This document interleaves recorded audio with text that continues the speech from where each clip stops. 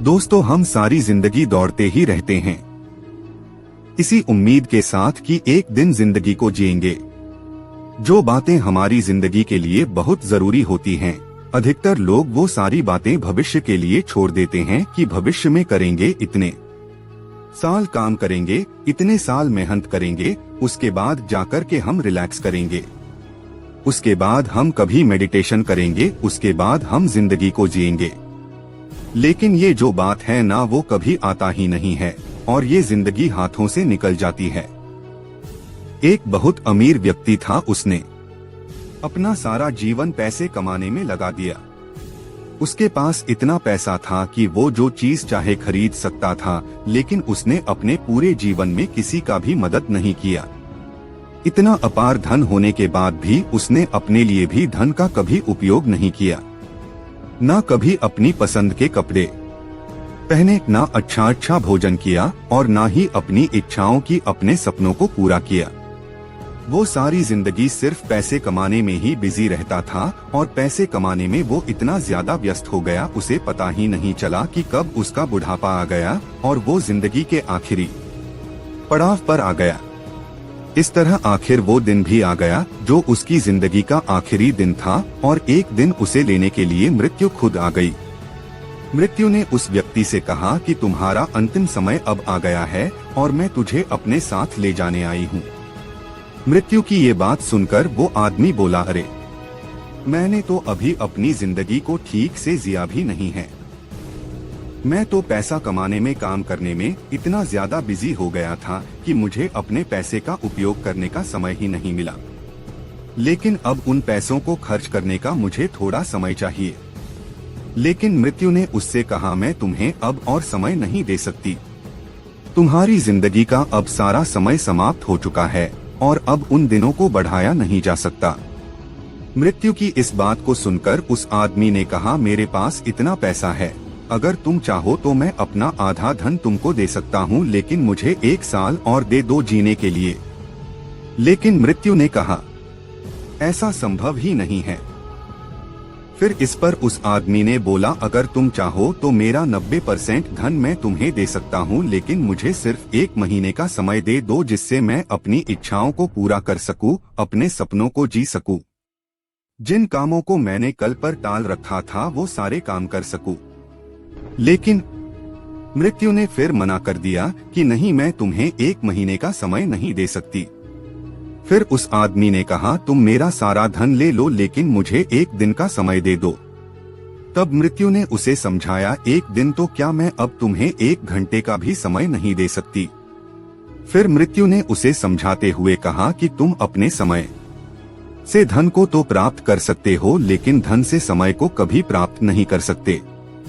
जब उस व्यक्ति को यह समझ में आया कि मैं अपनी सारी जिंदगी की दौलत देकर भी अपने लिए 1 दिन भी नहीं खरीद सकता, तो जिंदगी का मोल धन से कितना ज्यादा बढ़कर है। यह कहानी हमारी जिंदगी से ही जुड़ी है। हम लोग भी सारी जिंदगी ऐसे ही दौड़ते रहते हैं कि एक दिन जिंदगी में जिएंगे, भविष्य में कभी आराम करेंगे, रिलैक्स करेंगे, लेकिन वो दिन कभी आता ही नहीं है, क्योंकि हम सारी जिंदगी सिर्फ दौड़ने का, भागने का अभ्यास करते हैं और जो अभ्यास जिंदगी भर किया है वही अभ्यास हमारी आदतें बन जाती है। बहुत सारे लोग जो रिटायर हो जाते हैं काम से, लेकिन उसके बाद भी उनका यह अनुभव रहता है कि हम भले काम से रिटायर तो गए हैं, लेकिन जिंदगी में आराम नहीं है, क्योंकि हमारे मन ने जिंदगी भर दौड़ने का अभ्यास किया है, तो आज भी हमारा मन दौड़ता ही रहता है। तो इस कहानी से हमें यह शिक्षा लेनी चाहिए कि जिंदगी में जो कुछ भी जरूरी है ना, उसे कल पर मत डालो, उसे आज ही कर डालो, क्योंकि कल कभी नहीं आता। हम हमेशा आज में जीते हैं। कल तो सिर्फ हमारी योजनाओं में, हमारी बातों में होता है, शब्दों में होता है। वास्तविकता में कल तो कभी होता ही नहीं है। भले आप अपनी जिंदगी में कुछ भी करो, आप पैसा कमाओ, कामयाबी को हासिल करो, पर इन सब चीजों के पीछे इतना भी ज्यादा मत पड़ जाना कि आप अपनी जिंदगी जीना ही भूल जाओ। और दूसरी कहानी भी इसी विषय से जुड़ी है। यह कहानी है महाभारत के समय की। महाराज युधिष्ठिर बहुत बड़े धर्मात्मा थे। जो भी कोई उनके पास कुछ मांगने आता था वो उसकी इच्छा जरूर पूरी करते थे। एक दिन एक ब्राह्मण अपनी मीरा बेटी की शादी के लिए उनसे कुछ आर्थिक सहायता लेने आया। उनसे धन मांगने के लिए आया तो युधिष्ठिर महाराज उस दिन बहुत बिजी थे। उन्होंने कहा, मैं आपकी मदद जरूर करूंगा, लेकिन आप कल आना क्योंकि आज मैं बहुत व्यस्त हूँ। वो ब्राह्मण उदास होकर महल से बाहर निकला। मार्ग में उस ब्राह्मण को भीमसेन मिल गए। भीमसेन ने उस ब्राह्मण से पूछा, तुम इससे उदास होकर क्यों जा रहे हो?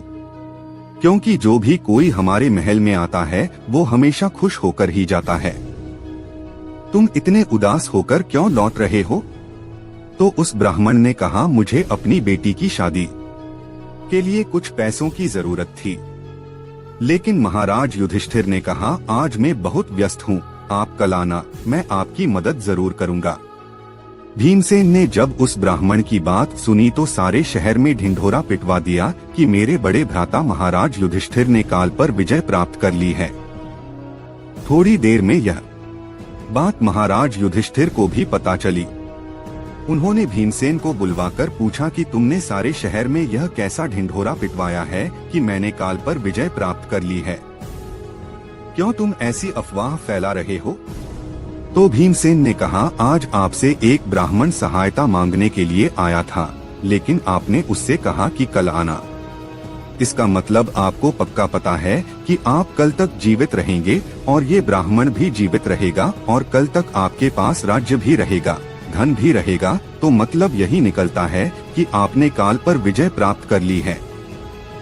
भीमसेन की इस बात को सुनकर महाराज युधिष्ठिर को अपनी गलती का एहसास हुआ। उन्होंने उसी समय उस ब्राह्मण को बुलाया और उसकी बेटी की शादी के लिए उसे बहुत सारा धन दान में दिया। बात तो छोटी सी है, लेकिन इसमें शिक्षा बहुत बड़ी छुपी हुई है। जिंदगी के जो भी जरूरी काम हैं, उन्हें हमें कल पर कभी नहीं डालना चाहिए और मैंने अपनी जिंदगी में ये हमेशा देखा है। जो लोग यह कहते हैं कि हम इस काम को कल से करेंगे, वो लोग उस काम को कभी नहीं करते, उनका कल कभी नहीं आता। लेकिन जो लोग ये ठान लेते हैं कि हम इस काम को आज से ही शुरू करेंगे, अब से ही शुरू करेंगे, वही लोग जिंदगी में कुछ हासिल कर पाते हैं। वही लोग हर कार्य में सफल हो पाते हैं। और तीसरी कहानी वो भी इसी विषय से जुड़ी है। एक व्यक्ति अपनी जिंदगी में बहुत धनी इंसान बनना चाहता था और उसकी वजह से वो एक साथ बहुत सारे काम करने लगा, जिसके कारण वो बहुत सारे कामों में उलझ जाता था और उसकी वजह से धीरे धीरे उसकी याददाश्त कमजोर होने लग गई। वो जरूरी बातों को भी भूल जाता था और धीरे धीरे उसकी वो भूलने की बीमारी बहुत ज्यादा बढ़ गई। वो हर बात को थोड़ी सी ही देर में भूल जाता था। एक दिन उसकी तबीयत बहुत खराब हो गई। उसके पेट में बहुत दर्द होने लगा।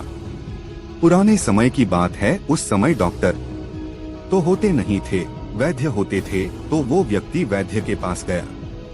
वैद्य ने उस व्यक्ति से पूछा, तुम्हें क्या हुआ है? वो व्यक्ति कहने लगा कि मेरे पेट में बहुत दर्द है। तो वैद्य ने उससे सारी बात जानी। फिर वैद्य को पता चला ये इंसान काम में बहुत ज्यादा उलझा हुआ है और उल्टा सीधा कुछ भी खा लेता है।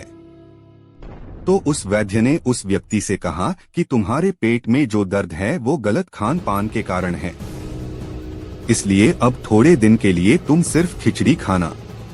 उस व्यक्ति ने कहा, ठीक है, अब मैं खिचड़ी खाऊंगा। लेकिन फिर उस व्यक्ति ने वैद्य से कहा कि मुझे भूलने की भी बीमारी है, कहीं ऐसा ना हो कि घर पहुंचते पहुंचते मैं यही भूल जाऊं। मुझे क्या खाना है? तो वैद्य ने उससे कहा, आप बिल्कुल भी चिंता मत करो, आप यहाँ से लेकर के अपने घर तक खिचड़ी खिचड़ी बोलते जाओ, जिससे ये नाम आपको भूलेगा नहीं। उस व्यक्ति ने कहा, ये आइडिया सही है, मैं पूरे मार्ग में खिचड़ी खिचड़ी बोलता हुआ जाऊंगा। अब उसे भूलने की आदत तो थी ही, अब खिचड़ी की जगह वो खिचड़ी हो गया। वो खिचड़ी खिचड़ी बोलता जा रहा था और मार्ग में एक किसान अपने खेत से चिड़ियाओं को भगा रहा था।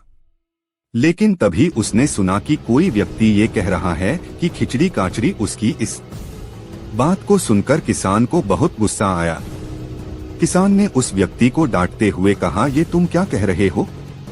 उस व्यक्ति ने कहा, मैं कह रहा हूँ खिचड़ी। तो किसान ने कहा, तुम्हें जरा भी अकल नहीं है, तुम देख नहीं रहे, मैं अपने खेत से चिड़ियाओं को भगा रहा हूँ और तुम उन्हें खाने के लिए बुला रहे हो। तो वो व्यक्ति बोला, मुझे तो वैद्य ने कहा है। किसान ने कहा, किसी ने भी कहा हो, लेकिन अब तुम खिचड़ी नहीं बोलोगे। उस व्यक्ति ने पूछा, फिर मुझे क्या कहना चाहिए? तो किसान ने बोला, अब तुम ऐसा बोलो उड़ी, और इसे सुनकर सारी चिड़िया भाग जाएंगी। उस व्यक्ति ने कहा, ठीक है। अब वो चिड़ी कहने लगा। वो थोड़ा ही आगे चला था कि मार्ग में एक शिकारी चिड़िया को फंसाने की कोशिश कर रहा था। जब उसने ये सुना कि ये व्यक्ति चिड़ी और चिड़ी कह रहा है, तब उसे बहुत गुस्सा आया और उस शिकारी ने इस व्यक्ति को जोर से थप्पड़ मारी और उसे डांटने लगा, ये तुम क्या कह रहे हो? मैं यहाँ इतनी मुश्किल से चिड़िया को फंसा रहा हूँ और तुम कह रहे हो और चिड़ी। उस व्यक्ति ने कहा, मैं क्या करूँ, मुझे वैद्य ने कहा है। तो उस व्यक्ति ने कहा, किसी ने भी कहा हो, लेकिन अब तुम ये मत कहना। फिर उस व्यक्ति ने पूछा कि मैं अब क्या कहूँ? तो उस व्यक्ति ने कहा, अब तुम यह कहना कि आते जाओ और पिंजरे में फंसते जाओ। फिर वो व्यक्ति यही बोलने लगा, आते जाओ और पिंजरे में फंसते जाओ। लेकिन थोड़ी देर बाद मार्ग में कुछ चोर चोरी का धन लेकर के भागे जा रहे थे, और जब उन्होंने ये सुना कि एक व्यक्ति यह कह रहा है, आते जाओ और पिंजरे में फंस जाओ, ये हमें फंसाना चाहता है, ये हमें पुलिस को पकड़वाना चाहता है। उन चोरों ने इस व्यक्ति की बहुत पिटाई की और बोले कि खबरदार, दोबारा तुमने अगर ये बात कही तो। वो व्यक्ति बोला कि फिर मैं क्या कहूँ? तो उन चोरों ने कहा, अब तुम ये कहना कि इसे छोड़कर आओ और दूसरा लेकर आओ। फिर वो व्यक्ति यही कहने लगा, इसे छोड़कर आओ और दूसरा लेकर आओ। वो व्यक्ति ऐसे कहते हुए जा ही रहा था कि मार्ग में कुछ लोग किसी मृत व्यक्ति को शमशान ले जा रहे थे, और जब उन्होंने ये सुना कि इसे छोड़कर आओ और दूसरा लेकर आओ, यह सुनकर सारे लोगों को बहुत गुस्सा आया। उन लोगों ने इस व्यक्ति को बहुत फटकार लगाई, हमारे गांव का मुखिया मर गया है, इतना भला आदमी मर गया और तुम ये कह रहे हो कि इसे छोड़कर और दूसरा लेकर आओ। तुमने मजाक समझकर रखा है क्या? हमारे यहाँ पर कोई मर गया है और तुम ऐसी मनहूस बातें कर रहे हो? तो उस व्यक्ति ने कहा, तुम ही बताओ मैं क्या कहूँ? तो उन सारे पंचायत के लोगों ने कहा, अब तुम यह कहना कि ऐसा किसी के भी साथ न हो। अब वो व्यक्ति यही कहने लगा कि ऐसा किसी के भी साथ न हो। वो थोड़ा ही आगे चला था कि बहुत गुस्सा आया। उन लोगों ने इस व्यक्ति को बहुत फटकार लगाई, हमारे गांव का मुखिया मर गया है, इतना भला आदमी मर गया और तुम ये कह रहे हो कि इसे छोड़कर और दूसरा लेकर आओ। तुमने मजाक समझकर रखा है क्या? हमारे यहाँ पर कोई मर गया है और तुम ऐसी मनहूस बातें कर रहे हो? तो उस व्यक्ति ने कहा, तुम ही बताओ मैं क्या कहूँ? तो उन सारे पंचायत के लोगों ने कहा, अब तुम यह कहना कि ऐसा किसी के भी साथ न हो। अब वो व्यक्ति यही कहने लगा कि ऐसा किसी के भी साथ न हो। वो थोड़ा ही आगे चला था कि मार्ग में किसी की बारात गुजर रही थी, और जब लोगों ने ये सुना कि ऐसा किसी के भी साथ न हो, तो उन सब लोगों ने इसे बहुत डांटा। कुछ लोगों ने तो उसे मारा भी कि हमारे घर में इतना खुशी का माहौल है, शादी हो रही हमारे घर में, एक तो पहले ही बहुत मुश्किल से हमारा लड़का शादी के लिए तैयार हुआ है, और तुम ये मनहूस बातें कर रहे हो कि ऐसा किसी के भी साथ न हो। तुम्हें कुछ शर्म है या नहीं है? वो व्यक्ति बोला, भाई मुझे मारते क्यों हो? तुम ही बता दो मुझे क्या कहना है। तो उन बारातियों ने कहा, अब तुम यह कहना कि ऐसा घर घर में हो। अब वो व्यक्ति यही कहने लगा कि ऐसा घर घर में हो। अभी वो थोड़ा चला ही था कि मार्ग में कहीं आग लग गई थी और सब लोग उस घर की आग बुझाने में लगे थे, और जब वहां के लोगों ने ये सुना कि ऐसा घर घर में हो, ये कौन कह रहा है, जब उन्होंने इस व्यक्ति को देखा तो उसे बहुत मार लगाई। लगता है तूने ही यहाँ पर आग लगाई है, तभी तो कह रहा है कि ऐसा घर घर में हो। वो व्यक्ति बोला, मैं तो किसी को यहाँ जानता भी नहीं, मैं क्यों आग लगाऊंगा, मुझे तो वैद्य ने कहा था। उन लोगों ने कहा कि अब तुम ये बात कभी मत कहना। तो उस व्यक्ति ने पूछा, आप ही बता दो कि मैं क्या कहूँ। फिर उन सारे लोगों ने मिलकर उस व्यक्ति से कहा, अब तुम ये कहना कि हे भगवान इस आग को बुझा दो।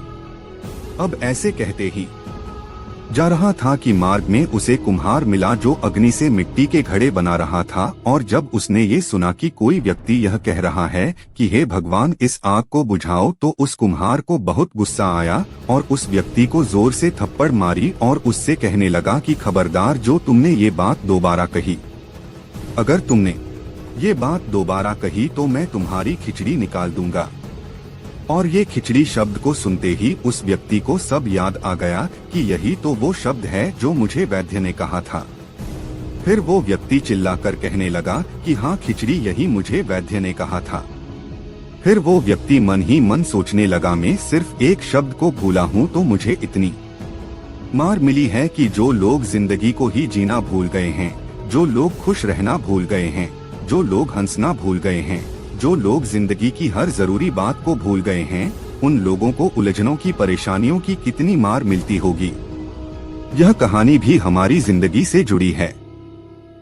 हम भी जिंदगी की दौड़ में जो जरूरी बातें हैं उन्हें भूल जाते हैं, जो हमें करना चाहिए उन्हें नहीं करते हैं, और बदले में हमें उलझनों की, तकलीफों की, परेशानियों की मार मिलती ही रहती है, दुख मिलता ही रहता है। अगर हम भी अपनी जिंदगी में ध्यान करना ना भूले, अध्यात्म से जुड़े रहे, जो चीजें जिंदगी में हैं उन्हें करना न भूलें, जिंदगी में खुश रहना ना भूलें, तो हमें कभी दुखों की और परेशानियों की मार मिलेगी ही नहीं। ये तीनों कहानियां हमें शिक्षा देती है। चाहे हम जिंदगी में 1000 काम करें, लेकिन खुश रहना और मुस्कुराना कभी न भूलें। जो चीजें हमारी जिंदगी के लिए बहुत ज्यादा जरूरी है उन्हें कभी भी कल पर न टालें। अपनी जिंदगी की खुशियों को कल पर न डालें, बल्कि अपनी जिंदगी की खुशियां हमें आज में ही जीनी चाहिए। तो दोस्तों, मेरा यह वीडियो पसंद आया हो तो वीडियो को लाइक और चैनल को सब्सक्राइब जरूर कर लीजिएगा। मिलते हैं दूसरे वीडियो में। धन्यवाद।